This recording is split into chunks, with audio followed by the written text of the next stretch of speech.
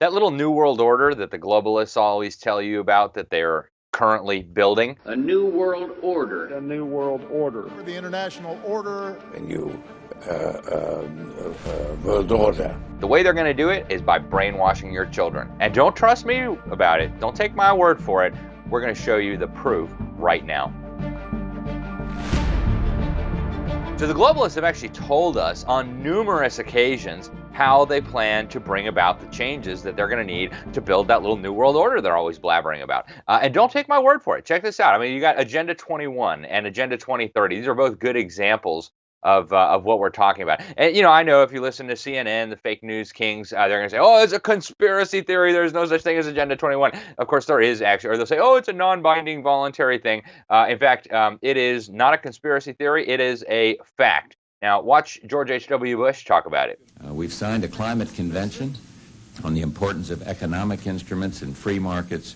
We're included in this mammoth Agenda 21 document and the Rio Declaration. Let me be clear on one fundamental point. The United States fully intends to be the world's preeminent leader in protecting the global environment. And unfortunately, this is not just a Republican establishment problem. This is also a Democrat problem. Watch the leader of the Communist Party in Congress talking about Agenda 21. Check this out. H.Con. Res. 353 outlines a comprehensive national strategy for sustainable development in accordance with the principles of Agenda 21 to be coordinated under the leadership of a specific office and at the direction of a high-level government official. Okay, so in the Earth Summit strategy to save our planet, the architects of this abomination called Agenda 21, they actually tell you what it is. They say it's an array of actions intended to be implemented by every person on the planet. That means you and your kids and your grandkids and your great-grandkids and everybody else on this miserable planet. They say that effective execution of Agenda 21 is going to require a profound reorientation of all human society, unlike anything the world has ever experienced. So they got big plans, right? And you know, they like to call us the bitter clingers. You guys remember when Obama called us bitter clingers? Well, it's not surprising then that they get bitter. They cling to guns or religion or antipathy towards people who aren't like them, or a way to explain their frustrations. Bitter clingers, because you cling to your guns and your Bibles, right? And they know Americans are bitter clingers, and so are a lot of other people. You know, those Riley Swiss people, they're bitter clingers too, clinging to their guns and their Bibles. What are we going to do about them? Well, speaking of Agenda 21, you go to Chapter 36 of Agenda 21, and you can find this monstrosity right on the UN's website. They'll tell you education is, quote, in Chapter 36, totally deals with education. Education is critical for promoting sustainable development. Now, you know, we've done episodes on sustainable development. This is an ideology from hell. Basically, no more individual liberty, no more private property, no more, nation states, right? Sustainable development is basically the nice little label they slapped on their totalitarian globalist ideology. And so when they talk about education being critical for promoting sustainable development, yeah, it's going to be critical. You're going to have to persuade a lot of people who otherwise, if they were thinking straight, would never go for this. Then they tell you also in Chapter 36, brainwashing is going to be indispensable to changing people's attitudes. They go on to say it is also critical for achieving environmental and ethical awareness, values and attitudes and skills that are consistent with sustainable development. It should include spiritual development. It should be integrated into all disciplines. Okay, this is them speaking. This is a document that was approved by every government on planet Earth in 1992. You heard Bush and Pelosi talking about it. See, they always agree on this crazy stuff. And I actually have. This is a book produced by the United Nations. It's called Rescue Mission Planet Earth, a children's edition of Agenda 21. Okay, a good friend of mine gave me this. It's got an introduction by Boutros Ghali, the Secretary General of the United Nations at the time. And you really should see this. You got to see it to believe it. Let me give you a couple examples here. On this page right here, I think you can see you got a bunch of like Hindu gods. They're floating up in the clouds with a bunch of arms, a half-naked woman. And you can see the storks are delivering all these babies. And the Hindu gods are like, hey, what's going on with all these babies, right? It's terrible. Well, flip the page. You can see right here, it tells you that the planet groans every time it registers another birth. Okay? The planet groans every time it registers another birth. Are you getting this? Right? What does God say about babies? What does God say about child rearing?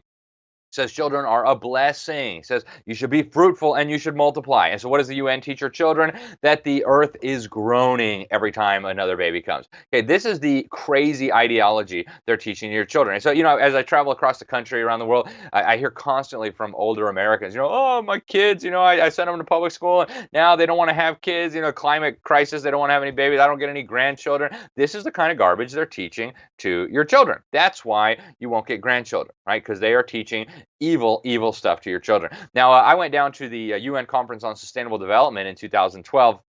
We saw these pictures. They had conscripted a bunch of kids to do this, and man, these kids are brainwashed. You see the planet Earth there, and then you see the doctor diagnoses the problem. The Earth is all sick. He's got the thermometer. It looks sad. And the doctor says, I know your problem. You have humans. Okay, humans, you are the disease. But fortunately, the UN is going to take care of that disease for us. Okay. Think about Agenda 2030. We did a whole episode on Agenda 2030, and we talked about some of this. So some of this will be a review if you're a regular viewer of this program. But in Agenda 2030, again, you can find this on the UN's website. This was adopted by every government on planet Earth.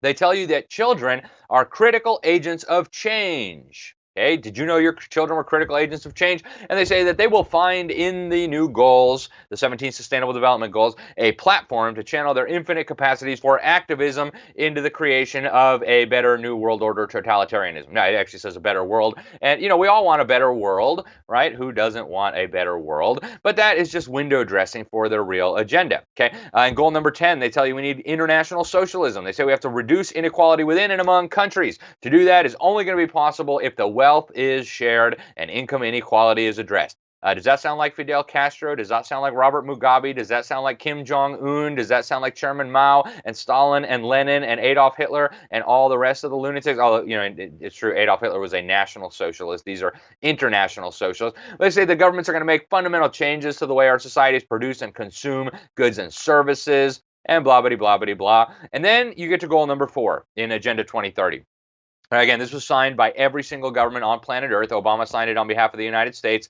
And it says by 2030, we need to ensure that all learners, that's your kids, all learners will have the knowledge and skills needed, not just to passively submit to sustainable development, to be quiet and meekly accept it.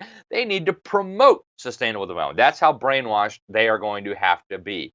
Okay, and if you wonder, they told you this is the blueprint for the global system they're building. They tell you over and over and over again, and no one will be left behind. Every last human being on this planet. Ban Ki-moon said it was the Global Declaration of Interdependence. The head of the UN General Assembly at the time, Peter Thompson, he said it's a master plan for humanity. Okay, and I want you guys to watch this video real quick because the UN is bragging about the fact that they're going to brainwash your children to create a sustainable development guided new world order. Check out this video from UNESCO. Can we achieve sustainable development that protects our planet and builds a more inclusive, equal, and peaceful world without education? We can't.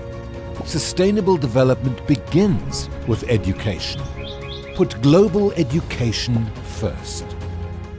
And so a big part of this is, of course, brainwashing your children to believe that we're all going to die from global warming. Okay, so check out this video that the UN produced. For all our differences and diversity, the world can agree on one thing. Education is at the heart of a sustainable future for us all. In 2015, voices from all sectors of society and all corners of the globe contributed to one of the greatest collaborations in history, an ambitious plan for people, planet and prosperity. A plan to wipe out poverty by 2030 and pave the way to an inclusive and sustainable future. A plan to build on human rights with education at its very core. Education is not only a basic right for every woman, man and child. It forms the foundation for every kind of human right, making it key to the success of all 17 Sustainable Development Goals of Agenda 2030. They talk about we're going to use education to stop climate change.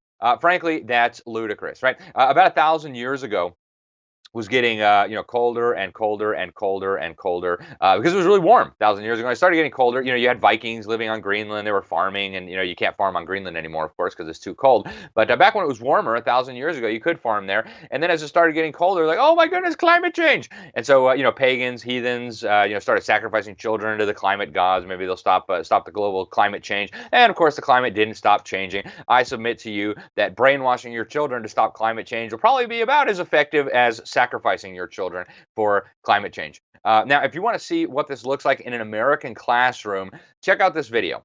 You've heard the reports. The globe's warming. It's our fault, and the consequences will be terrible. Children are frightened. I worry. My mom worries. The water might rise and it might flood the whole town. We won't be able to survive for long. What are you most worried will happen? We'll all die. Are there some people who say this isn't true? Yes. Yes. Might they be right? No. How do you know they're not right? Well, because the earth is getting hotter. Where do you learn this? Can't you see? Oh, can't you see what global warming is doing? Can't you see? Oh, can't you see what global warming is doing to me? One of the main components after educating the students of global warming is that they're given a letter for their families to sign. So UNESCO now, the UN Education and Cultural and Scientific Organization, they've now got global standards for everything, right? They've got global standards for reading. They say children should be able to learn a sight vocabulary. Now, if you've watched some of our other videos, you know that learning a sight vocabulary is quackery of the highest order. My good friend and late colleague, Dr. Samuel Blumenfeld, with whom I wrote the book Crimes of the Educators, he called the sight words the thalidomide of the brain, right? That drug that was making women have babies with no arms, no legs, or the short ones. This is basically poison for the mind. It will result in handicapping children. So it's no surprise that UNESCO wants to teach children that. They've also got global sex education standards, where they want to start teaching 5-year-olds about sexual pleasure, right? Crazy stuff. We talked a little bit about that in a recent episode.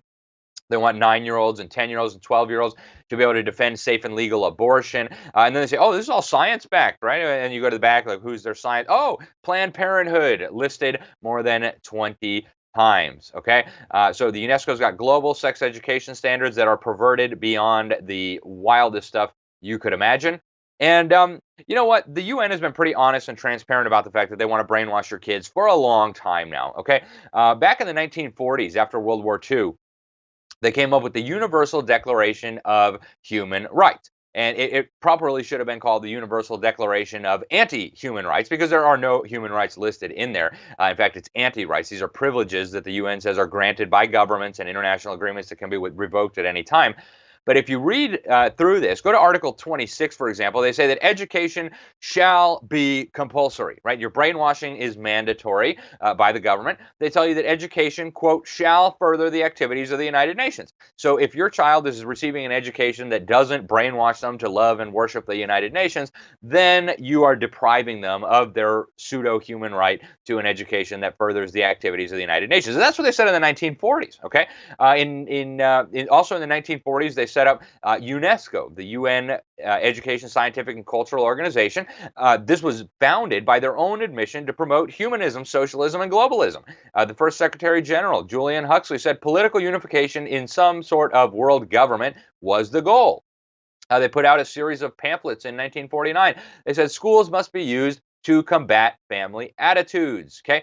In 1990, they got governments from all over the world together in Jomtien in Thailand, and they came up with the first ever World Conference on Education for All, and they agreed to this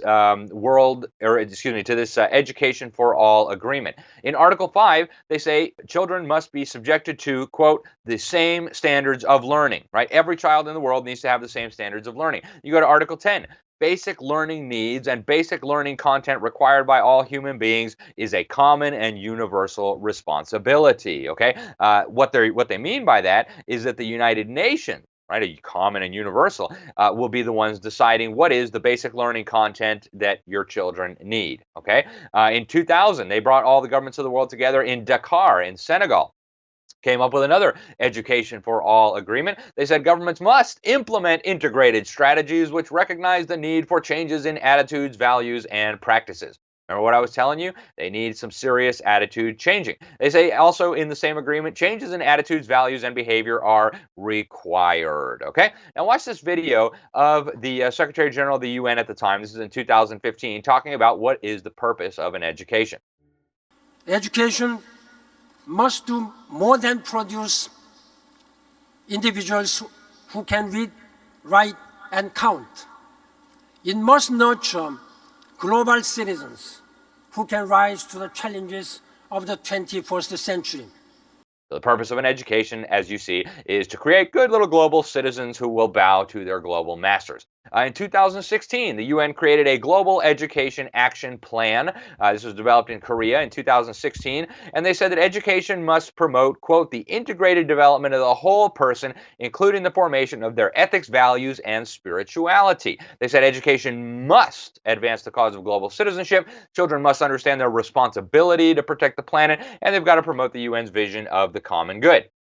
Now, if you listen, these people will tell you this over and over again. The head of UNESCO, Irina Bokova, back when this was drafted, she hates me with such a passion, by the way. She's a member of the Bulgarian Communist Party, faithfully served the mass-murdering dictatorship there that slaughtered hundreds of thousands of people. Her dad was actually on the Politburo of the Bulgarian regime.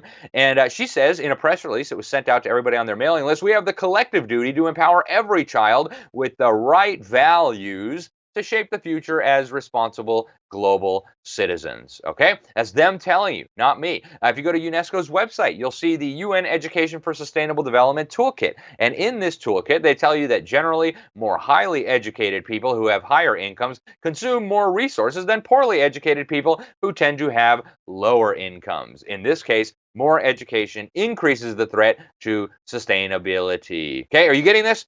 More education for your children increases the threat to their sustainable world order. UNESCO also produced a board game for children for use in with 8 to 10-year-old children, and the kids have to get the questions right before they can move to the next box. One of the questions, just to give you a sample, what is the best way to fight poverty? Okay, now if you have two brain cells to rub together, you look around the world, you say, which are the countries with the least amount of poverty? Well, we got America, we got Switzerland, we've got Luxembourg, we've got Liechtenstein, we've got Japan. What do they all have in common? Oh yeah, free markets and private property and at least some tenuous relationship to biblical principles. Well, what does the UN say is the correct answer for your little children? The correct answer is, quote, share the wealth produced in the world. So global Marxism is the best way to fight global poverty. And if you don't believe me, go to Cuba or North Korea or Venezuela where they're eating their pets, and you'll see how well that strategy works for fighting poverty. Now check out this video again of the UN bragging about what they're doing. The Education 2030 Agenda is our roadmap to inclusive and quality education for all. UNESCO, the UN's specialized agency for education, is leading the global and regional coordination of this ambitious goal, responding to cutting-edge global challenges, supporting countries to build better education systems, and monitoring progress to make sure the world stays on course. We're going to make sure the world stays on course. The UN is going to make sure the world stays on course. And with the British accent, I mean, how could you possibly resist, right? They sound so smart and so nice. Well, but that doesn't apply to America anyways. They're not going to help us develop a better education system that lines up with it. Actually, yes, they are. And don't believe me. Obama's education secretary, Arne Duncan, spent 7 years mishandling the U.S. Department of Education. He gave a speech to UNESCO in 2010 or 2012, I believe, still posted on the U.S. Department of Education's website. He said UNESCO was his global partner in creating green global citizens. He quoted a communist terrorist, said education is the most powerful weapon that you can use to change the world. He said education is a global public good unconstrained by national boundaries. He also said that we must advance the sustainability movement through education. He bragged that the U.S. government was working to build the science of sustainability into the curriculum, starting in kindergarten and extending until the students graduate from high school. Okay, are you starting to get this? And now, that brings me to Common Core, our last and final point before we go here. You know, we all know about Common Core, and we're going to talk about the Common Core more in detail. It is an absolute atrocity. I mean, it's designed to dumb down your children. Don't take my word for it. I'll tell you about some of the people who the Common Core people selected who said the same thing. But, a lot of people think Common Core is just the nationalization of education, and that's not the case. In fact, the Common Core is the globalization of education by the deep state. Now, if you go to UNESCO's website, you'll find something that they call the World Core Curriculum. And you're thinking, that sounds a lot like Common Core. Good one. Bright viewers out there, right? So, the name resemblance is not difficult to detect, and it's more than coincidental. It was created by this World Core Curriculum. Was created by a guy called Robert Mueller. He was the Assistant UN Secretary General, and he basically said, I got an education in France and Germany. It was terrible. It was nationalistic. We should have a global education system. So he's called the father of global education. In a letter to all the educators of the world, he said the World Core Curriculum is the product of the United Nations, the meta-organism of human and planetary evolution. He said that this is a curriculum of our universal knowledge. It should be taught in all the schools of the earth, right? It's like Common Core, but for the whole wide world. Now, he also created a teacher's manual for this World Core Curriculum.